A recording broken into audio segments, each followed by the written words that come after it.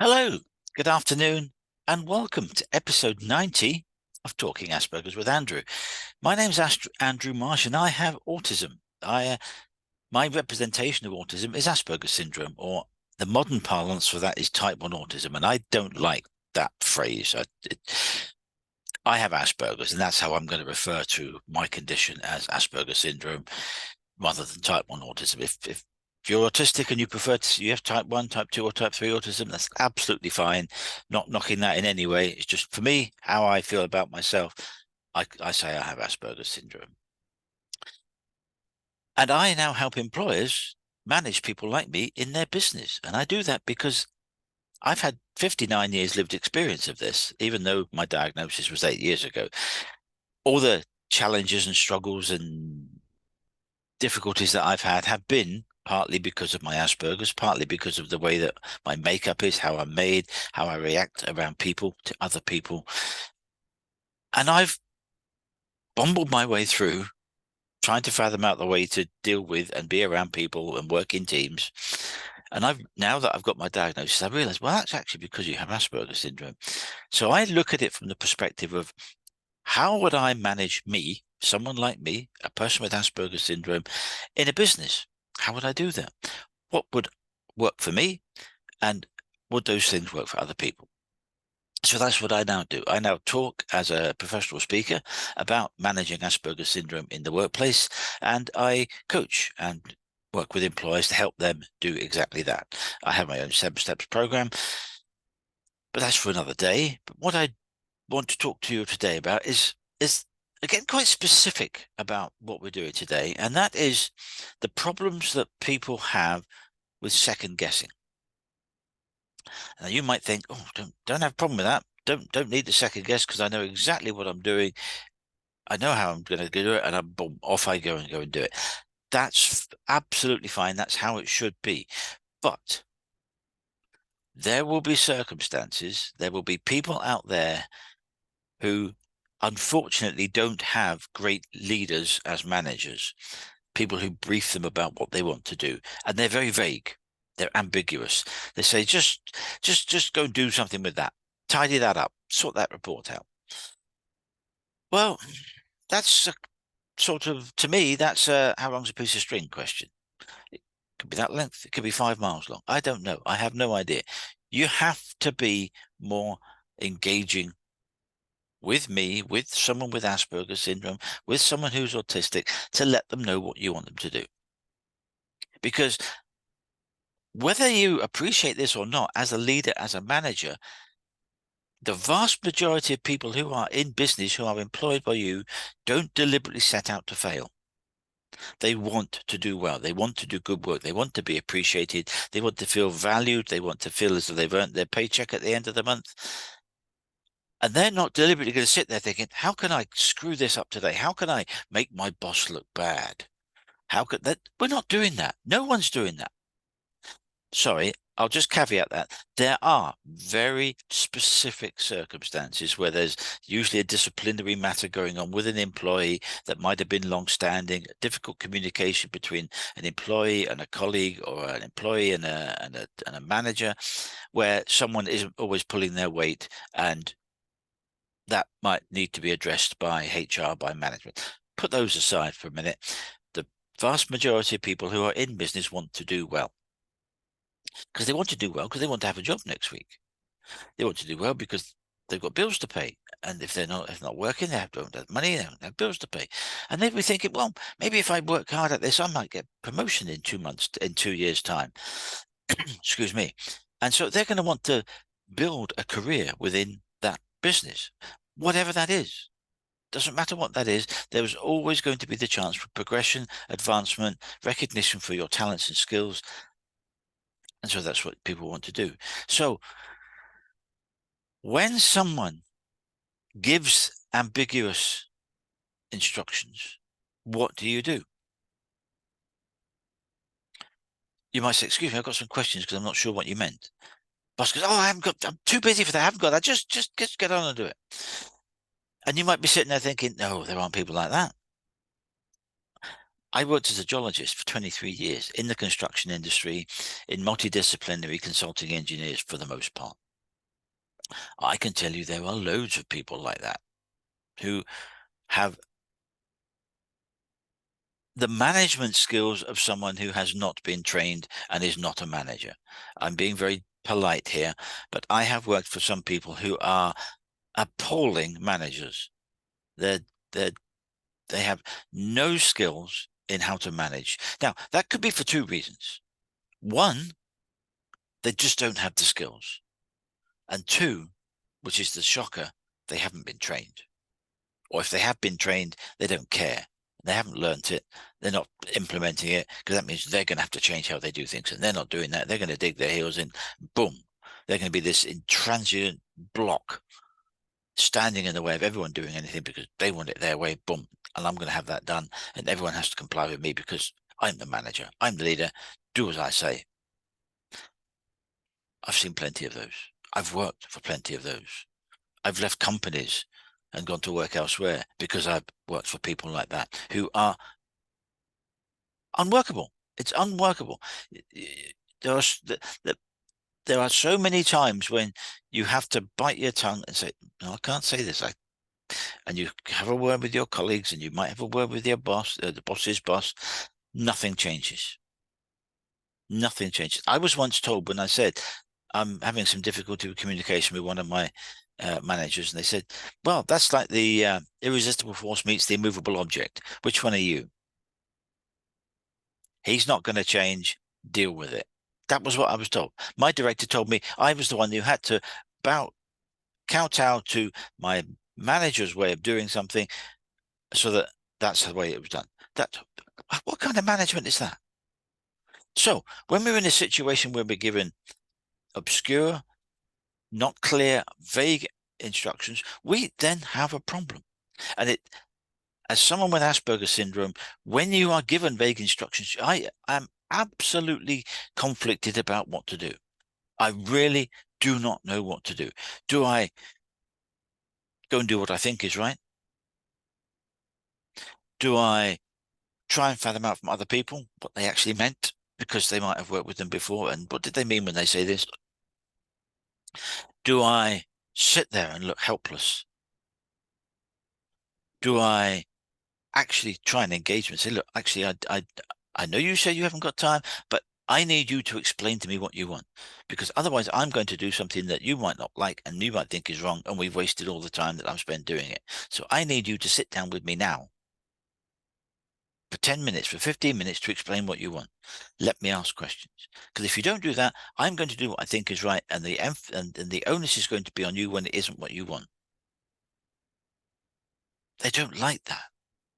Those kind of managers do not like that. They don't like to have their authority questioned, and they get very defensive. That makes it worse. So what do you do? So second guessing is something that I really struggled with, because some of my managers just weren't communicating in a way that allowed me to understand what they wanted. Going to give you a piece of information now that you're going to sit there and think, oh my goodness. We are in the third decade of the 21st century. The 1980s started 42 and a half years ago. If we think that we can carry on doing what we did in the 80s and 90s with how we manage people, you're in for a culture shock. That's not how forward-thinking, progressive businesses are managing their teams now. People are expecting more. They want more flexibility of their working hours and conditions. They want to be understood. They want to have the flexibility and freedom to express themselves. And that doesn't happen if you've got this block of granite in the way, who's immovable, is not going to listen to what you're saying. What do you do? So second guessing really gets me in a right view. I can get in a right state trying to, what do they really want? And when I have asked them, it said, oh, we had a job similar about 6 months ago. Do what we did on that job. My first reaction when told that is, well, it's astonishment actually. But having thought about that, my next reaction is when we delivered that to the client and they went away and progressed that design in whatever way and went and built it on site. Did anyone ever ask them whether what we gave them worked? Did they have to make changes on site? Did they have to change a design or do something different that cost them more money, took more time, took longer time, and and had a knock-on effect? Did what we gave them work? Because if it didn't work, we're just going to repeat the same mistakes. I don't care. That's when he comes up. That's when he came up with the immortal phrase, I don't care, just do it. 6 words that demoralizes anyone. I've been told that. I've actually seen one of my managers get into a semi-wrestling sort of, not fisticuffs, but grabbing and pushing and what have you. And his fountain pen went twang across the room and embedded itself in the carpet in front of my desk. And he said to my colleague, I don't care, just do it, and stormed off. What, what, what, what chance have you got of doing anything good and right and proper when you've got managers like that who are so intransigent, so locked in their own insecurities that they can't communicate properly? I saw the whole incident, and my colleague was asking fair questions because he wanted clarification on a project. The manager wasn't interested in giving it to him. What do you do? What do you do? So you just ultimately think, well, I'm just going to do what I think is right. These were back in the days before we had computers, so we couldn't send him an email and say, I've tried to have a conversation with you today about such and such, and you weren't amenable to it, so I'm going to do this. And I've copied it to the director. We didn't have emails back then. We'd have to handwrite a memo. Handwrite a memo. Get it circulated and all that palaver. So we didn't have the tools to be able to send an email to your boss, to the boss's boss, to your directors and say, I'm having communication difficulties with my manager because he's not listening. You just have to walk in and chap his door and say, can I speak to you? No, I'm busy. Things are stacked against you. So second guessing is fraught with danger. And when the whole basis of your business is fees based on time. So in other words, if I spent 3 hours doing something, they charge me out at 3 hours at an hourly rate of X, and we've got a budget of Y. So say we have 15 hours in the budget, and I've gone away and spent 12 hours doing the thing, delivering it to my manager, and they've said, this isn't what I want. You've got 3 hours left to make the changes that he wants because he didn't know what he wanted in the first place. And you're sat there going, what chance have I got? What chance have you got? You're then deemed to be the problem. Because it can't be him. He's the manager. Crazy. So second guessing can get people into a right state. It certainly got me into a number of times when I just didn't know what to do because the bosses, my leaders, my manager's boss, the director, wasn't available, wasn't amenable, didn't want to know. You had nowhere to go. The only other option is to walk down the corridor and say, can I speak to someone in HR, please, because I'm having problems. Then you've got problems. You're immediately identified as a troublemaker when actually you're a whistleblower and there's a problem that needs fixing that you can't fix. And it needs someone with higher authority to fix it. Find out what the problem is, where the breakdowns are, and deal with it. So second guessing really can get you in a lot of trouble. It used to get me into trouble. But with the lack of anything else coming from your leaders, from your managers, what do you do? What do you do? You make a list, think, I could do it that way, I could do that, I could do that, I could do that. You sit there and you think, oh. And you hum and you haw and you don't know what to do. So This all boils down to ineffective communication, to bad communication, because then that's putting the onus on you to make the decision. Now, I didn't have a problem making decisions and doing something. The problem I had was when you handed it over to your boss, and they went, "Oh, that's not what I want." Well, actually, you didn't tell me what you wanted. You didn't make clear what you wanted. You just said, "Go do something." I've done something. That is what I think we should be doing with this project, with the information that we had. That's what I've done. If you don't like it, then part of the blame is you because you haven't made clear what you wanted at the start. And I've got to try and second guess you. And you you change your mind more often than the wind direction. Where do you go? What do you do? That is when you start to make your list. That is when you get home, you make a note of the time. You make a note of the time and you say, okay, today at 2:30, I had a discussion with so and so. These three people were also in the room and overheard it without being part of the conversation. This is what happened. This is what I explained. This is what they told me to do. So that when it happens again, you make a next item. On this date, this time, in front of these people, this happened. And when you've got half a dozen or 8 or 10 or 12, you go and see your director and you say, I've got a problem. We've got a problem. I need to speak to. And if they say, I can't do it now, I'm too busy, you say, well, I'm sorry, but I've got a list of issues with this particular manager and we need to resolve this. Do you want me to give it to you or do you want me to give it to HR? You have to protect yourself. You have to look after yourself because if you're not given clear instructions and the person above your manager who should be there to make the decisions is not available, is not amenable, or doesn't want to know, what do? You have to look after yourself. Document, document, document. If you're having a problem with a colleague, document. Keep a spreadsheet when you get home. Just make a brief note of the time, who was around, who heard, did anyone else interact in the conversation, what happened. Stick it on a spreadsheet when you get home and keep it up to date.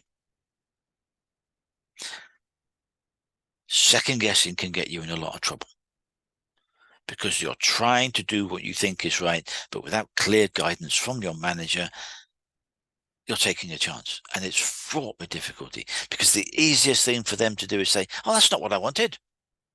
Trust me, I've heard it. That's not what I wanted. Well, actually, you didn't make it clear what you did wanted. Nonsense. We had a chat about it. No, you told me to do what we did 6 months ago on a previous job. Well, there you are then. Go and do that. I have. But it's not what I want. Well, and you just end up disappearing into a black hole because they're not responsive. They're not listening. And you get into a conflict. And I can guarantee you when that happens and it does get escalated and eventually you can get hold of the director or your boss's boss and sit them down and say, we need to talk about this.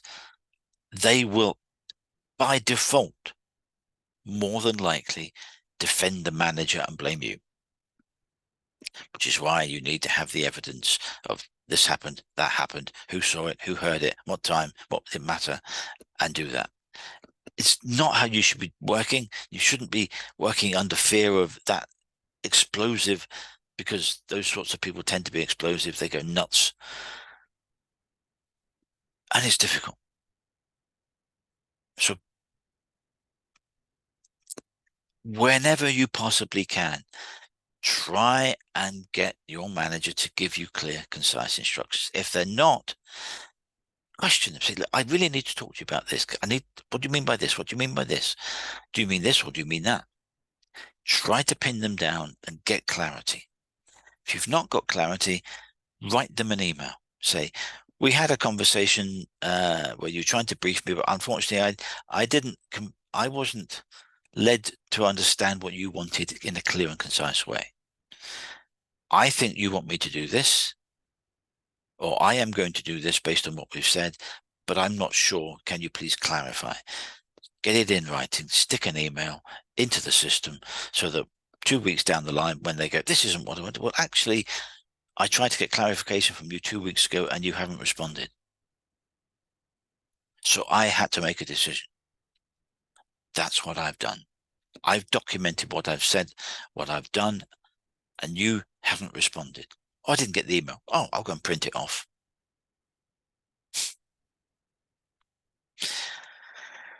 Second guessing is a result of bad management and poor instruction. And it gets people like myself, people who have Asperger syndrome or autism, into a right state because we just don't know what you want us to do. There's a world of difference between you telling us what you want to do and we go and do something different and get it wrong. That's on us. By and large, that's on us. But when you haven't been clear in giving instructions to a colleague, to someone who's working for you, and they then don't deliver what you expected because you didn't know what you expected, and they only knew what they didn't want when you gave it to them. I know that sounds a bit backwards. They only know what they didn't want when you gave them what you gave them. And they say, oh, this isn't what I wanted. Well, what are we going to do? We've got to fix this, and we haven't got much time to fix it.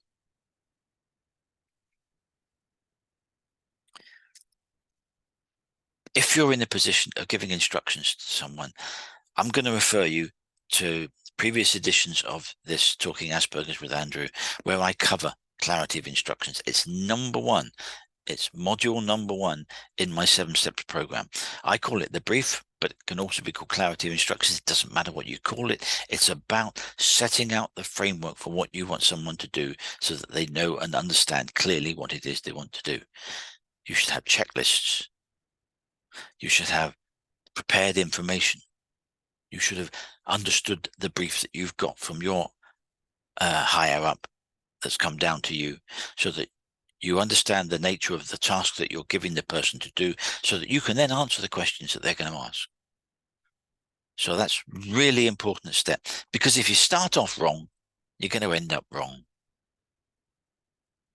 And when your whole basis of your income is based on hourly rates and hours of time, you can very quickly overrun your budget, overrun your program, because the instructions aren't clear. Someone's done something that isn't what the boss wanted, and you've then got to go and somehow quickly fix it and change something.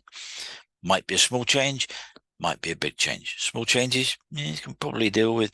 Big changes, not. You don't have to go and rechange a whole report. If you've written a 50-page report, and within the construction industry, we used to write a lot of reports. Some of them were quite long. On bigger projects, there were various parts to different reports, and there was a lot involved. There was a lot of complex technical information and recommendations and conclusions that had to be spot on. Because when we gave that information to a client or to other person in the design team, for example, the bridge engineer, if we were giving them foundation advice for a bridge, we better get it right, because you don't want your bridge to settle. You don't want your bridge to fail because you've got the ground conditions haven't been understood properly. So very important that you get everything sorted out and understood and technically correct.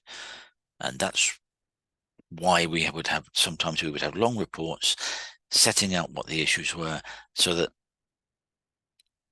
they knew with their eyes open what they were taking on.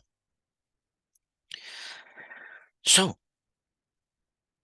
clarity in instructions is very important, but when you don't have clarity in instructions, you're down with the issues that we're talking about today, which is second guessing. We can get ourselves in the right state. We really can, because we don't know who to turn to and what to do. So we can get agitated. We can get anxiety can kick in. Oh, excuse me, pardon me. We can get very anxious. And that can increase our negative state of mind. And we can get to a point where we're just unable to function because we're not able to find a way forward to progress so that we can do the work that needs to be done. That can lead to this. What's the word I'm looking for? An unpleasant working environment, and it can lead, if it gets particularly bad and you're not getting the clarity and you're having difficulties, it can lead to a meltdown. And trust me when I say this, you do not want to witness an autistic meltdown. I've had some. They are not pleasant. They are not pleasant for me. They are certainly not pleasant for the person who's on the receiving end of them. They are horrible. They are horrible. So you need to avoid getting someone into a stressed and agitated state that would cause that. And the way to do that is to have clarity rather than getting people to have to second guess themselves. So I think we've really covered that today, about second guessing. And if you are watching this on replay, then and you're thinking, oh, some of the stuff he said is quite resonating with me. If you want to know more about how to manage people with Asperger's syndrome in your business, please feel free to get in touch. You can get me on my website, which is just over my shoulder there, aspergersmatters.com. There's a contact form on there, or you can email me at andrew@aspergersmatters.com. I would be delighted to have a free 30-minute consultation with you as to how I can help you manage Asperger's syndrome in your business, so that we can see whether we've got a decent fit, whether we're a good fit, and we can work together. Please like and subscribe and comment on the videos that will be placed on my YouTube channel tomorrow. Keep a lookout on Friday for what next week's topic will be. That's all we have time for today. Thank you very much for being part of it. And if you're watching on replay, as I say, please like, subscribe, and comment. It really helps boost my metrics. And look forward to seeing you again next week. So take care.